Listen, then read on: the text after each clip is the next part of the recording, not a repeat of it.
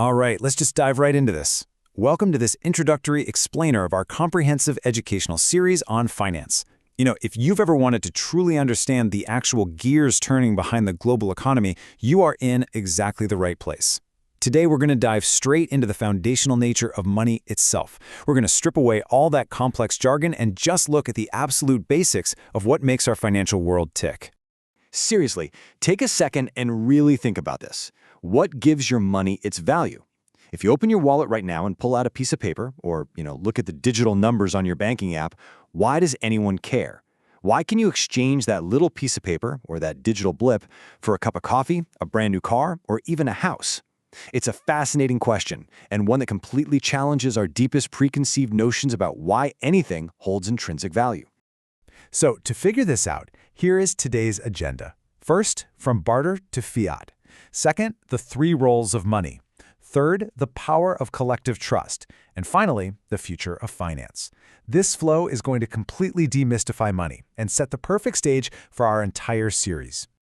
Okay, Section 1. From barter to fiat, the evolution of trade. To truly appreciate the money sitting in your bank account today, we first have to look backward at the historical problem of early super inefficient trade.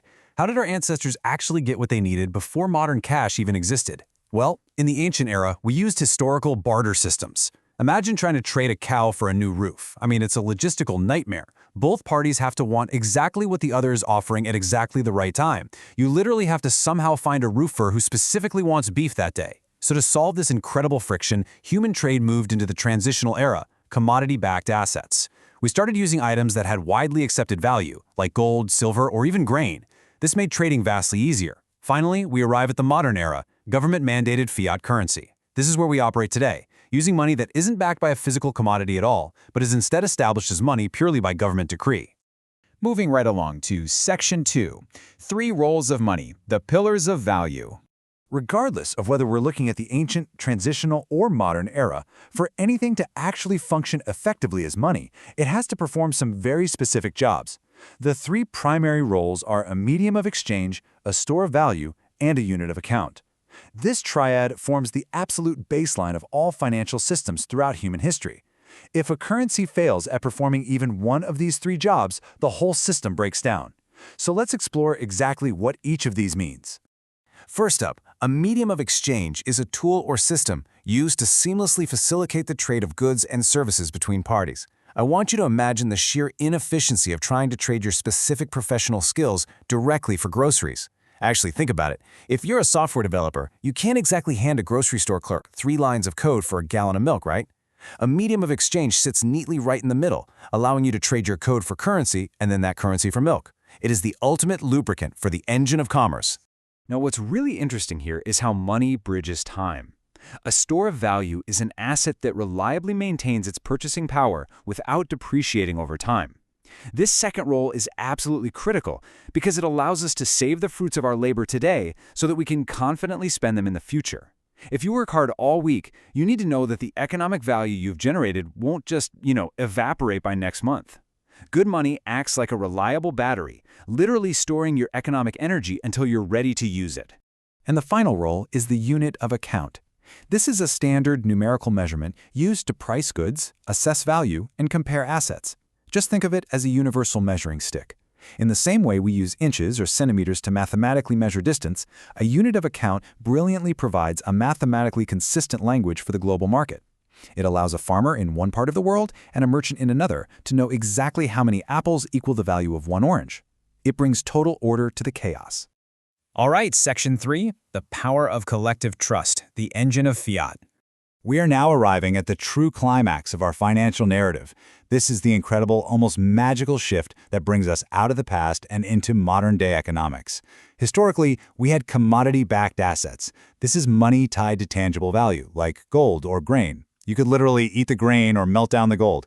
But today we use government-mandated currency, or modern fiat.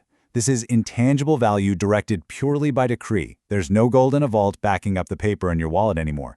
So we really have to ask the obvious question. How does it work? Why didn't the global economy just totally collapse when we made this massive paradigm shift away from physically backed money? Collective trust and institutional stability underpin the global economy. Take a second and just let that single, powerful sentence sink in. Your money has value today simply because we all collectively agree that it does.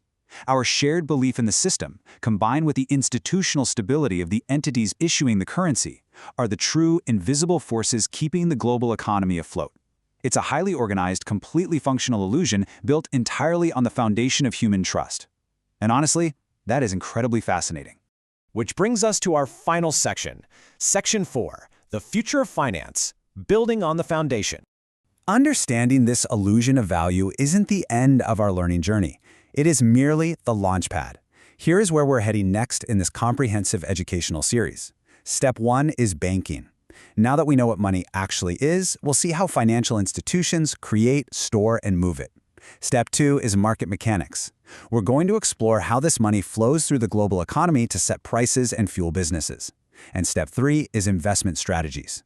We'll take everything we've learned and show you how to leverage these complex systems. Today's introductory lesson serves as the incredibly solid, concrete foundation that all of these future topics are going to stand upon. So, I want to conclude with a bit of a provocative question for you. How will this foundational understanding of money transform the way you approach your own financial strategies? Now that you see money not just as paper, but as a medium of exchange, a reliable store of value, a unit of account, and ultimately a product of our collective trust, how does that change your perspective? Let that question percolate as you review your own financial literacy. Thank you so much for joining me for this explainer, and I am absolutely thrilled to see you in our next lesson where we'll begin unraveling the powerful world of banking.